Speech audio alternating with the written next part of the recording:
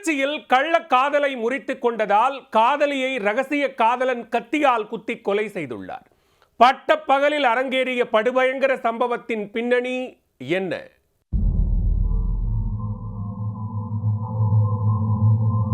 உறவினர்கள் கண்டித்ததால் திருமணத்தை மீறிய உறவை பெண் கைவிட்டுள்ளார். காதலி பேசாத ஆத்திரத்தால் காதலன் கத்தியால் அவரை பழிதீர்த்துள்ளார். பேருந்து நிலையத்தில் நடந்த படுகொலை சம்பவத்தில் நடந்தது என்ன? திருச்சி மாவட்டம் மணச்சநல்லூரை அடுத்துள்ள சிறுகாம்பூரைச் சேர்ந்தவர் ரவிக்குமார். அவரது மனைவி 42 வயதான சுமதி. இவர்களுக்கு 17 வயதில் மகனும் 15 வயதில் மகளும் உள்ளனர். சலவை தொழிலாளியான ரவிக்குமாருக்கு கடந்த சில மாதங்களாக உடல்நிலை பாதிக்கப்பட்டது. இதனால் மனைவி சுமதி திருச்சியில் உள்ள ஜவுளி கடை ஒன்றில் வேலை பார்த்து வந்தார். அப்பொழுது மாரிமுத்து என்பவருடன் பெண்ணிற்கு செல்போன் மூலமாக தொடர்பு ஏற்பட்டது.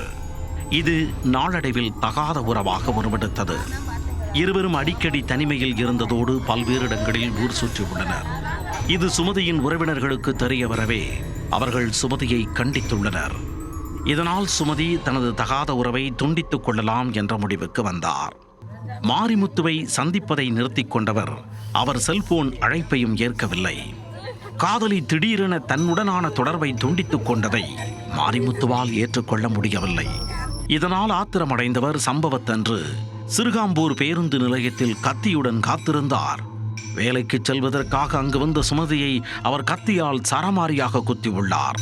தப்பிக்க முயன்றவரை ஓட ஓட விரட்டி குத்தியதில் இரத்த வெள்ளத்தில் சுமதி அங்கேயே சரிந்து விழுந்தார்.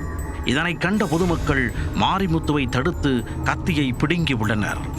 மேலும் அவருக்கு தர்ம அடியும் விழுந்துள்ளது. அங்கு வந்த போலீசார் இரத்த வெள்ளத்தில் கிடந்த சுமதியை பொதுமக்கள் உதவியுடன் மீட்டு அருகில் உள்ள மருத்துவமனைக்கு கொண்டு சென்றனர். ஆனால் உடலை பரிசோதித்த மருத்துவர்கள் அவர் வரும் வழியில் இறந்துவிட்டதாக தெரிவித்தனர்.